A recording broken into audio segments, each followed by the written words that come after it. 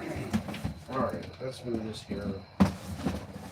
Back to there.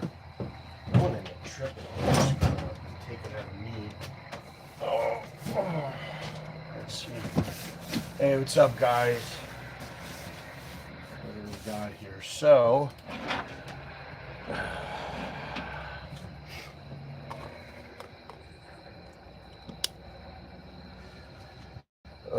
where it is? Oh, there it is.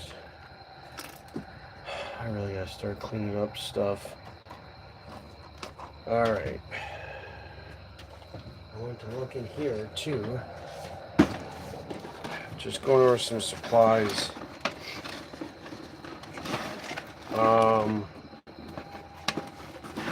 I don't see what I need. So these, which ain't gonna cut it. I gotta look for those. That ain't right. That's a Sugar Nana's here. All right. She might be the only one that shows up this late. Anyway, we're gonna try and bring it up to speed here. All right. The hell with it. I'm gonna get started. So we're doing something a little different today. Like I'm getting my head cut off. I don't know. Whatever. Mentioned something yesterday about what might be in this box. So we're gonna go ahead and we're gonna open this box.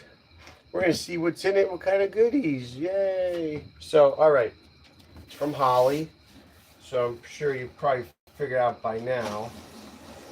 We're gonna go ahead and open it up. Now, where is, I guess I have to open it down here. Probably not, I'm probably doing it completely wrong. Oh, look at this, whoa. Okay, it is open. Da, da, da. Okay, so let's see what we have. Number one, the main harness we have, looks like we have plugs to go into the unit. This looks like a manifold absolute pressure sensor plug. Air temperature plug. Hi, Jess. This, I'm sure, is labeled. We don't need CTS. We just need injector harness. We have a fuse. There's a relay mount. So this is everything for the sensors that we need to hook up the Terminator system. So we'll set that down. What do we have next? So I'm going to assume that this is, I don't know, not quite sure. It doesn't say, it's some sort of power harness. This I'm wondering this is for the power. This might be the power harness because I see just a black wire and a red wire. So I'm thinking, and there's a fuse. So I'm thinking this might just be for the power only to run to the battery that's in the trunk. We have a, not quite sure, but we have an O2 sensor to adjust air fuel ratio mixture. We have, this looks like 1, 2, 3, 4. 1, 2. Yes, this is the fuel injector harness itself. This is what plugs into the fuel injector. As you can see, it has the EV1 connectors, which is what we need.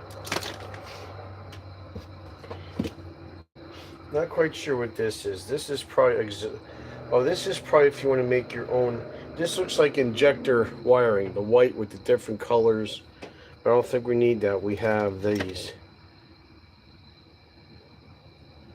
We'll keep an eye on that. This is some sort of jumper. I'm wondering if that is for like to convert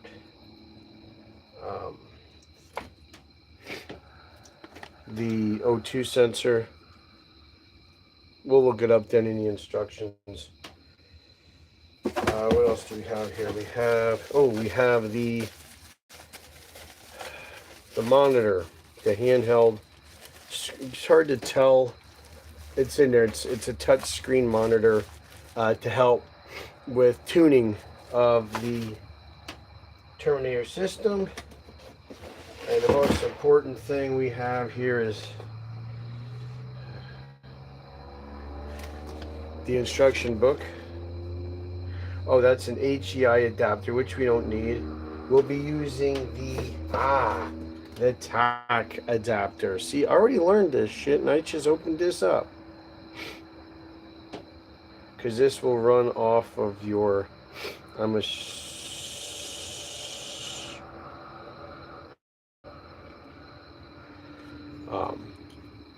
the MSD. The warranty card. And which this is the quick start manual. So another manual. Jeez, getting scared already. All right, of course they give you, because you gotta have a sticker so you get the horsepower. And then that looks like a O2 bung to weld in. And I am going to assume that inside this box is, and I can't find, and that's okay if it's not here. Inside this box is the actual brain, the ECU for the Terminator system. So, okay. Good deal. Lots of goodies. There's going to be wires left over because this is universal, but this is, I'm pretty sure, what we're going to end up using for our particular setup. So we're going to leave the books out. We're going to put other stuff back in. This is the fuel injector. Well, that's an O2. Here's the fuel. I'm going to lay this on the top of the engine. Just for shits and giggles, I might put that in while we're bullshitting. O2 sensor. Power. Yeah, this is for power to the battery. It's already wrapped in Kevlar sleeving. How nice. How nice. And then here's your sensors and inputs and outputs that also get plugged in. Yay. So that's cool. All right. So let's go ahead and spin things around here a little bit for you guys. And right up here. Hopefully that doesn't fall over. So we got all that. Yeah, so this is going to be simple as far as, I'm pretty sure with multi-port fuel injection, it's batch fired. In other words, batch fire meaning fires a left, then fires a right, left, right, left, right, left, right, as the motor runs. Injector 1. Injector 1, 2, 3, 4, 6.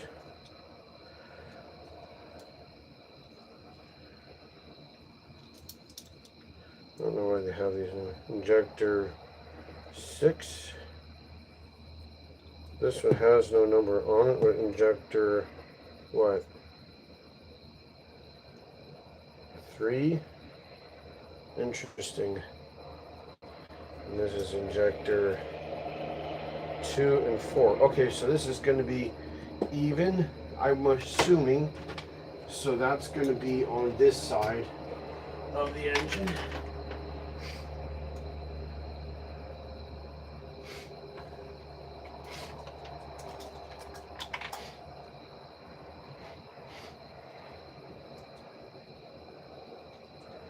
Okay, so injector 2.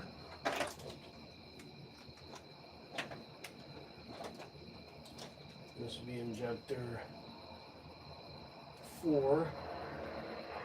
Since passenger side is your even, remember small block Chevy, passenger side is always your even numbered things. Even numbered I'm trying to think, where can I put this that I have better lighting? I have no idea, but this work. Problem is I have all this stuff up here. Would this make it better? I doubt it, but let's see. Um, Jetta's barking at invisible things again. Relax, Jetta. She's watching me work at the trailer here because she can see that the light's on. Okay, so we got here what?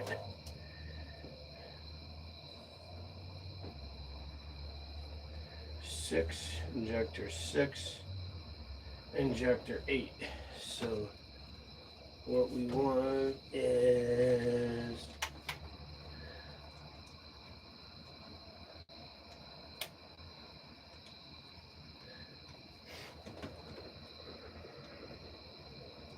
I'm only going to put this one on. I'm not going to, I mean, for me to hook all this up, it's going to take hours. I just figured it'd be neat to just see how it sits on top there. So yeah, that's what we got with that. So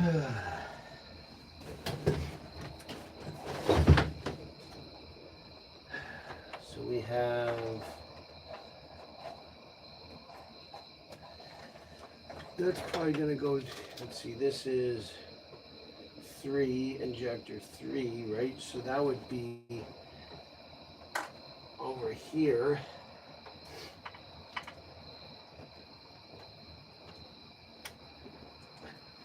Then we have injector 1 would obviously be the one in the front. We're getting there, guys. All right, what's left is this. So which one's which? This is 7. So that means this one should be 5, and it is. So we got 5, and then we have 7 first. Where's that? And that. And now we have, let's flip it around the way it should be. All right. So there. We have our injector harness on right like that. So there you go. This lighting really sucks. Let me see what else I can do. This is kind of probably worse. It just does not have a good, I just do not have good lighting here. So I'm just gonna, what the heck? All kinds of stuff. All right, I'm just gonna go back to that. All right, so that's what we have. We have our Terminator X here. So earlier, I checked out the factory wiring for the fuel pump. So we went ahead, we cut that all out except for what we needed. So working on a 4th gen F-body Camaro Firebird. There's going to be 3 wires coming down. It's going to be purple, a black, and a gray. Purple one for unless you're running an auxiliary fuel gauge, do not need. Black wire is obviously ground. The gray wire will be your power lead. So if you're running red wire like I am, I'm going to be running 12 gauge wire to the fuel pump. So I went ahead and I used, I soldered shrink wrap connection there, and I did one for ground. So then now I have a lead, a red 12 gauge lead wire coming off that fuel pump now, and see how far I can run that up to hook up to the ECU. And then I have a ground already terminated with a ring end. So then the next thing will be running that power deal and getting that all hooked up the way it should be. So yeah, I didn't realize it was, I thought I would have had to build my own harness for the battery, power, and ground, but I do not. So that's pretty cool. So at least we have that going for us. So that being said, I'm hoping this goes relatively smoothly with this install. It's pretty straightforward. I gotta make sure too, I want to zero out my throttle body before I go ahead and power it up. So that way I can properly adjust the TPS sensor. So that way we don't run into tuning issues later. So I gotta make sure I do that. I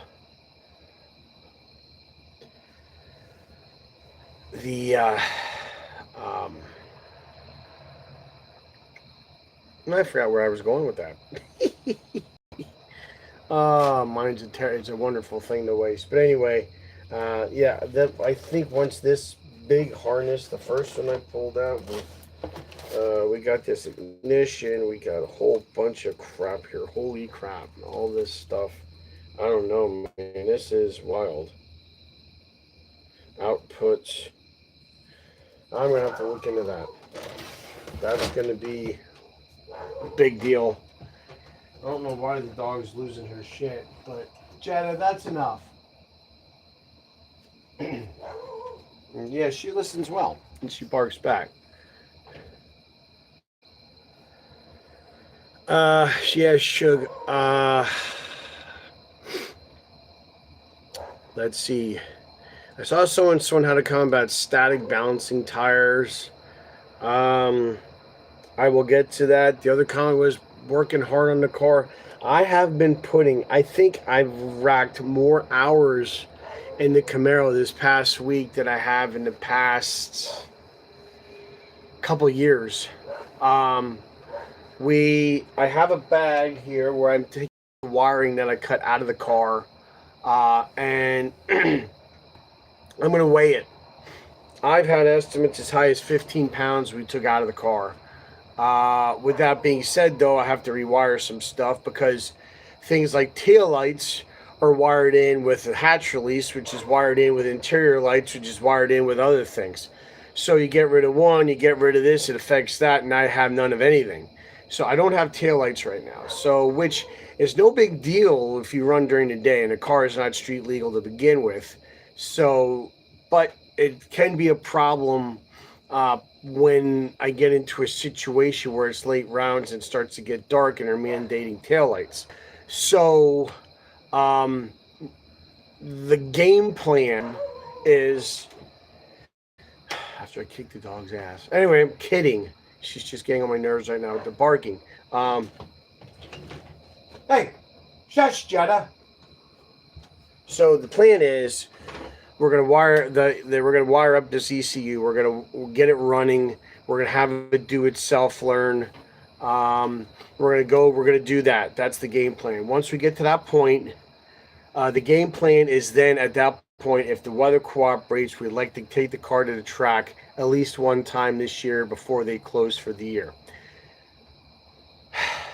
That being said, then we can see what data we have now that we have the correct size injectors and we have an ECU that can control not just fuel but timing as well. So we want to see what the car picks up, and then at that point, two things that I would really like to see happen. The third thing is still up in the air. The third thing still being the whole cylinder head thing with AFR. We'll wait and see how that goes. If that doesn't happen, I won't be heartbroken. If it happens, it's going to be huge. So anyway, the game plan is, if that falls through, the game plan will be to take the time over the winter and rewire for taillights. That shouldn't be a big deal. You just run a wire off of the headlight switch and just run a wire back and just splice it off to light up the bulbs. Kind of like run one wire back, and then what I would run is probably like a J block or something, and then just branch off each bulb off that J block and do the same thing with the ground. And that should make them that they work, I would hope. Which might be a little time consuming, but I think that'd be the best way to do it without adding a lot of weight to the car. I don't want to take all the weight out of the car with all the wiring I removed and then put it right back in with rewiring. It's kind of counterproductive. So figuring out what we could do as light as possible but still have the car functional. So anyway, that's the first thing. And maybe the headlights will go. I think the headlights is just a ground issue from what I'm seeing. I'll see. Number two would be a gentleman at work. His brother has a hub dyno. So game plan number two in the off season would be, if there's a possible way, and find out what he would want and go up to his shop and put the Camaro on the hub dyno, and then he can go in and he can fine tune whatever parameters the Holley self learned from running the motor. Fine tune everything, see what we can clean up, if we can, make adjustments here and there to extract a little more power out of it. And then once we do that, once that's done, then we're pretty much ready to rock and roll next year. It would just be a matter of just cleaning up the car, doing any final stuff here and there, and then next year being ready to hit it hard and have the car dialed in. I would say probably the best it's been dialed in since probably 2007 or 8. So I'm really excited for that. I want to make sure when I wire this in, I don't want many solder joints. I'm trying to get this thing as reliable as possible. That's right. I'm not using any factory harnesses that came with the car. I'm running all new wires, all new connectors. Everything's going to be brand new. Trying to run it away from heat sources, away from anything that moves that could chafe or rub through, anything that could cause a short. Try and make nice smooth transitions so the flow of current. As thick a gauge of wires I can run right now. Like I said, I'm running a 12 gauge. Most time they run 14, so I'm running a 12, which is even thicker. So that way it's even less resistance and more current to make the car a little more responsive in that arena. So we'll see how that goes. I know Lloyd's all amped up to loom everything, so when the time comes, I'm going to turn him loose on that. But like I said, looks like everything's already kind of like this Kevlar loom stuff, which I'm pretty stoked about. The only thing he probably might have to loom would be the wiring that I ran today to run the fuel pump. Other than that, I think we're good. So we're going to wait and see how that all transpires. That's pretty much, oh geez. Jaylena. Jaylena on a golf cart.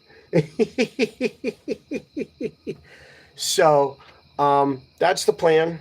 So we got, I'm not gonna lie, I got some hours of work ahead of me here and then what I'm gonna do, so I'll give hopefully it won't take too long to do it, but we want to make sure that we do it right. I don't want to have where something happens like with the other ECU, the Commander 950 system. So again, the goal here is not, horsepower it is. We want to go, we don't want to look like idiots up there. We want to go up there with the car put back together. We want to go up there. We want to run a competitive number, maybe even a number that makes people go, holy crap, where'd this car come from? All right, I will get to that, Jeff. I don't know yet, but I'm going to get to that. So that's the goal. But at the same token, I don't want to get into a situation where, let's say we're going rounds and we're going rounds. After fourth round is round robin, so you don't have time to stop at the trailer. You're just constantly going at that point. So with that in mind, we want to have the car, we want to build the car, all the wiring, the ECU, everything else. We want to have it where it's as reliable and as durable as we can make it. So that way, not that we're in like the quarter or semifinals and something stupid like a wire rubs through or a connector comes apart or something like that, which shuts us down for the day. That's I'm trying to avoid. I know Lloyd is big on that, making sure everything is torture tested, if you will, to make sure that when this car needs to, and it needs to be abused back to back, it can take it. That we can go rounds. Sometimes just the fact that your car can go rounds can get you into money. So we're keeping that in mind. We're keeping the fact of the horsepower. We want to run a good time, but we also want the car to be consistent. So that's what we're hoping with the newer technology that's built into this ECU, with with wiring that hopefully, now that we know what we know, will be better than what was in there. And all new wiring that is basically all standalone. We're not going to use any factory wire harness, no factory wiring. Remember, this car is built in 1994, so we do not want to use any of that. We want to have all new wiring, and we want to have it overwired. In other words, I mean a bigger gauge than what we need to run. A lot of this stuff you can see is 14 gauge. We're running 12. We want to make sure we're overbuilding the car, because that's what's going to make it last. So that's what our goal is, and it might take a little longer. And if it does so happen that this thing goes together nicely, and maybe I'll have it done by the end of the weekend, which would be sweet, then we can start seeing about, hey, I mean, we would like to get the car out at least one time yet this year with the new setup before the winter comes, before everybody shuts down in November. So we're keeping that in mind, but at the same token, we don't want to rush to where we're giving up the quality job that we're doing on the car, all in the name of to get out there. You know, I want to make sure everything is good. I want to make sure everything is done to the best of my ability that I can do on this thing. And if that's there, I can go back to concentrating on doing my job behind the wheel and drive this thing.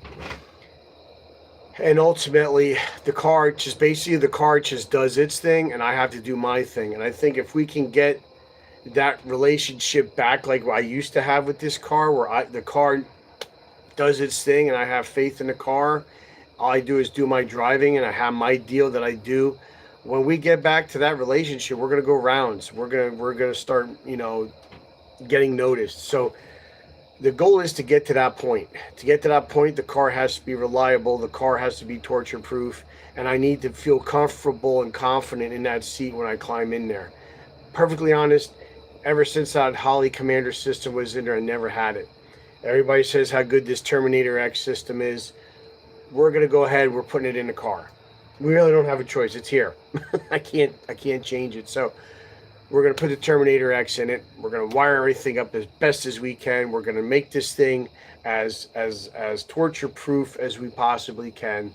And if we can get to that point where the car just goes out there and does its boogie and it don't care, it's going to do what it's going to do.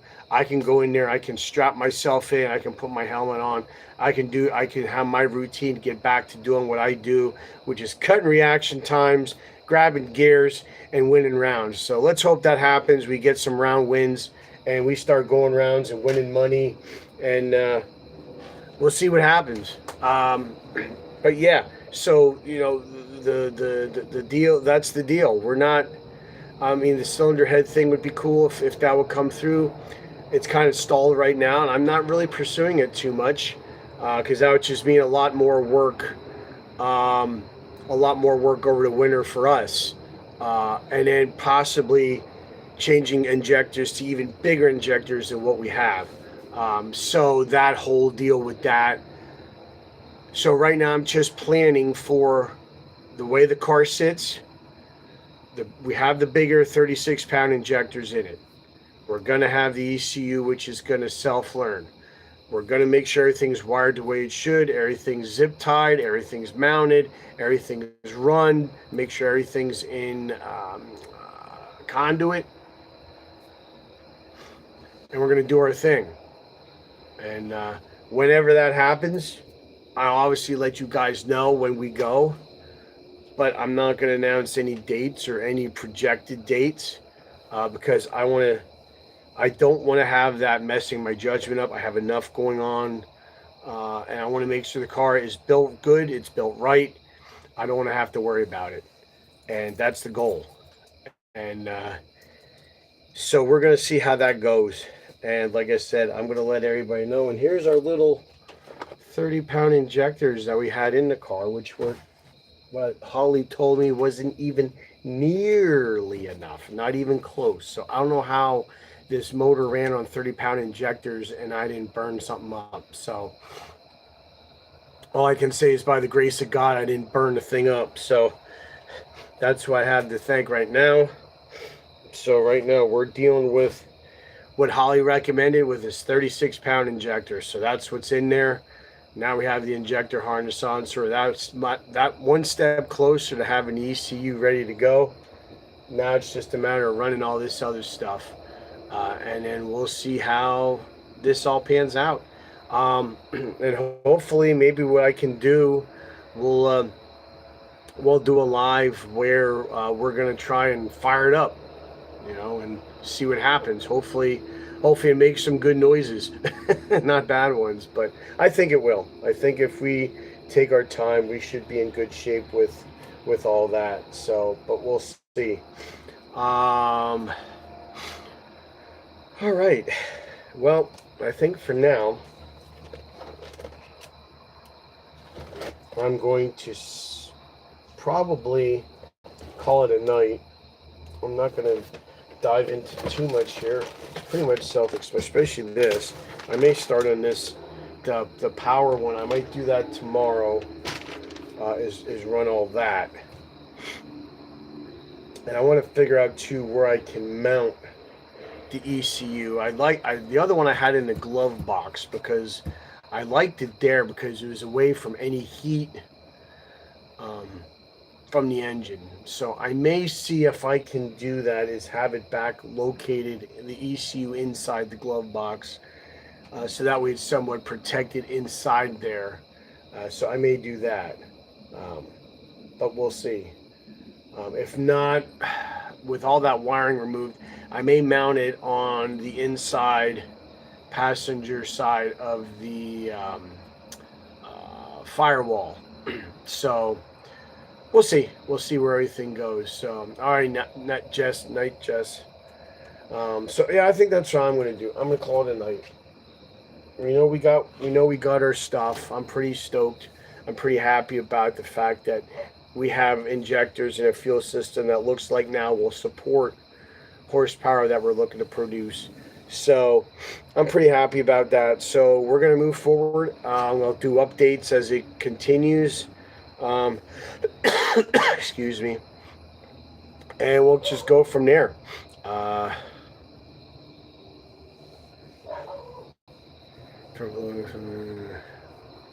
Yeah.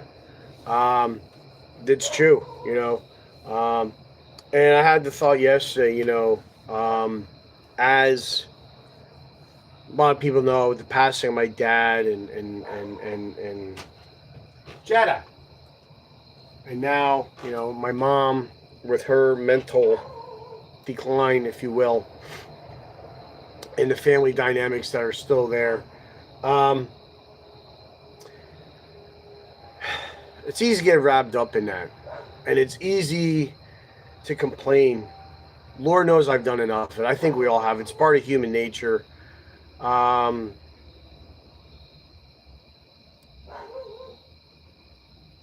trying to see, no matter what's going on, I'm trying to find the positive in things. Something I don't do enough of. So I'm trying to do that. I appreciate it, Jeff. Dad's here. There's times, even today, when I was running new wire for the fuel pump, I felt like he was underneath with me. So it was cool. I mean, I guess what I have to get used to is Dad's here, but he's not here physically. Like, he has his perfect being right now. And that is something that in my human mind and in my human existence doesn't make sense to me. And I don't know how to identify it.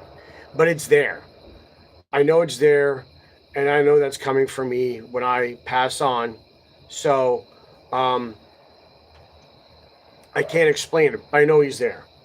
And I think he's going to be around. I think he wants to see this done. That's why all of a sudden I started pushing to get this done, because I got the feeling last weekend it hit me that, instead of worrying about what's going on with this or that, or with plans that we have and other things for him and other things, he always wanted to know if I went to the track how I did, even when he wasn't racing anymore. So I felt the push, like, inside, that I have to do this, because I think he wants to see it done. And what's going to be really cool, when this deal back here comes together and we take it to the track, he's going to have the best seat in the house. And I hope we can put on a good show for him. And I hope that when this thing, hopefully now when it yanks the front end up in the air when it leaves, I hope he enjoys that, and I hope it brings a smile on his face.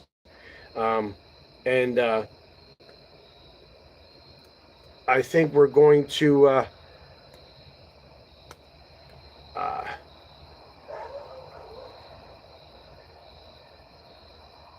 I think next year, when we come out with this, this year it's gonna be a test and tune if we do make it out. We're not gonna be race like elimination racing. But next year, when we come out with this, if everything goes as planned, we should come out swinging for the bleachers next year when we come out in the spring. We're going to dedicate race season 2026 to Henry, and for his memory, and for when he used to drag race back in the 60s, and for the fact that he gave me the love of cars that I have, the love of drag racing that I have, and just birthed me. So I've talked with Lloyd about this. He seems thought that was a good idea. So we're going to get a decal made. I'm going to draw one up, unless there's probably some people watching right now that are real artistic. So maybe even you guys, if you want to send submissions, whatever you want to do, of any ideas that we could do for a rear window decal for this. Jetta, I'm coming. We can do with that. So maybe we could do, even like 2026 for Henry, something like that. If you guys have any ideas, renderings, whatever, even if it's on napkin, you sketch it out. Maybe I can use part of it, or maybe I'll use the whole thing. I don't know. But our goal, Lloyd and our goal is we want to come out swinging next year. And due to the fact that we lost a good one, we're gonna put his name on the car in some way, shape, form, and we're gonna do our damnedest, and we're gonna try and bust our butts and get in the swing of this thing, and we're going to see if we can win some rounds and possibly win some races next year. I'm gonna go ahead. I got my practice tree dug out. I'm not even going to put it away. Over the winter, I'm going to try and practice. Probably in the off season, I'll probably practice maybe once a week, just to keep myself there. He was a Pontiac guy at heart. When he started racing, he had a 1962 Pontiac Catalina. It was like maroon. He had a 389 in it with the tri-power setup on it, and he used to run a now defunct Vargo dragway, which was down in Percy, Pennsylvania. And so he used to run there. He used to run up at Pocono Lodge Raceway up there. He used to run at Wind Gap. He used to run occasionally at Dorney Park as well. So they never really ran Maple Grove that much. And then, did he have a Chevy? He had Pontiac. And then, so got rid of that. He bought a 1970 GTO Judge with Ram Air 400. I think it was a big block with the Hurst 4-speed, all that stuff. That was the car he got after that. Then after that, he got rid of that when my sister was born. and he had family cars. He had he had 2 Grand Prix, and then came the Turbo Buick in '86. So I'm not going to get into that story because I'll be awake till 2 o'clock in the morning, and I got to get going to bed myself here because I have work. But someday, I mean, somebody remind me. Um, would love, and I'm gonna have to have a cold beer to tell the story. But how that all transpired. I was in 7th grade when he bought that Buick, which is now on paper it's mine, but it'll never be mine. It's always Dad's. But the Turbo Buick that he bought, brand new '86. That, like I said, that's a story. That's gonna be. That'll make you laugh. That'll make you want to crack open a beer. That'll make you want to bawl your eyes out. It's a hell of a story, and information I'm still digging up with that whole deal. It's amazing. It really is. Anyway, so yeah, then it wasn't after he got the Buick. Then he bought his Chevy Cavalier. Then he started buying Chevys for a while. So, and then he had a Mazda. He has a Mazda. We have a. He has a 2016 Mazda 6 that I'm going to be selling shortly.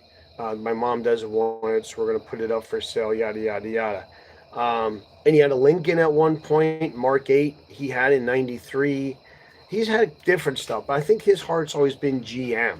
He always liked General Motors, whether it was Pontiac, Buick, Chevy, didn't matter. So he was a GM guy, you know. Me, I'm a whatever I can afford guy. I got a Ford Power Stroke pulling this Z28 Camaro to the track. Figure that one out. While I have a Dodge Ram sitting in the yard collecting freaking weeds, you know. So, I mean, brand loyalty's cool, but the only thing with brand loyalty was yeah. Speaking of, was that Javelin you said, or AMC? My Tom Goldman, my fabricator guy who helped. This is car number 6 that he built. Now, he helped build this one. The other 5 he built with his hands, but this one I assembled. But he gave me the parts list. Anyway, Tom Goldman, when he started out in Stock Eliminator, that's what he ran, was a Javelin in Stock Eliminator.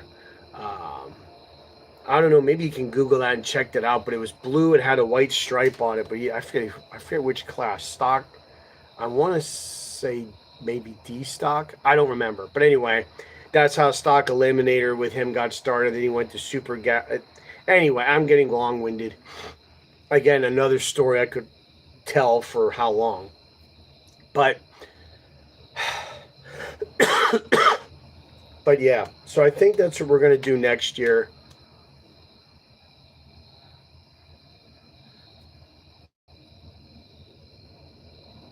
Yeah, there's going to be I think the big boys are coming this weekend, Jeff. That's why you're seeing a lot of big rigs. I think that's this weekend. Is down at Maple Grove. I saw a Todderholm pulling a stacker trailer, at least 3 of them the other night, going by my place. So if I see rigs that big, that usually means the big boys are coming to town. So we'll see. I don't know, or if it might be a divisional. Maybe it's a wait, what is it? September, blah blah. It might be a divisional. You know what? Might be the Pennsylvania Dutch Classic. Might be this weekend. Now that I think about it, so that's more of a sportsman deal, I believe. I have to look at the schedule. I haven't looked at their schedule in about almost 2 months now, but I think maybe that's what it is. I know shortly after the Nationals is the Dutch Classic at Maple Grove. So Jeff, the trailers and all the other stuff you see going. That you see coming around, those are the sportsman Northeast Division guys running the Dutch Classic, because that's a big points meet, and a lot of these guys are looking for the last bit of points to qualify to go out to Pomona later this year for the finals. So that's what you're going to see a lot of is they're the sportsman racers. So again, cubic inches of money, cubic inches of motor they got. So that's why you see the equipment you see. So it sounds. Hopefully the weather be good. I heard it's supposed to be nice tomorrow and Friday. I don't know about after that, but we'll see. So, oh, excuse me, guys. Okay. Anyway, I'm gonna wrap it up here, guys. I'm getting tired. I gotta check on the kids and stuff, make sure everything's good. I gotta see what Jetta's problem is. So, yeah. So that's what I'll do for a bit here. Is maybe you guys can submit some ideas, some drawings, whatever.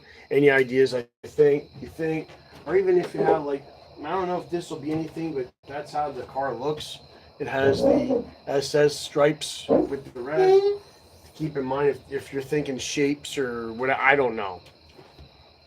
Send me whatever you got, and then maybe I'll put something, combine something together. So yeah. All right, Shuggy.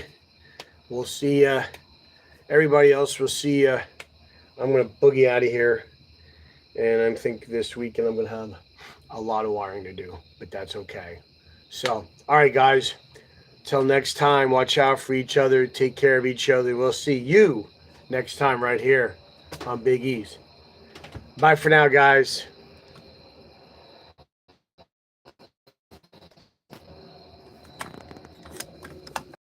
Nothing compares.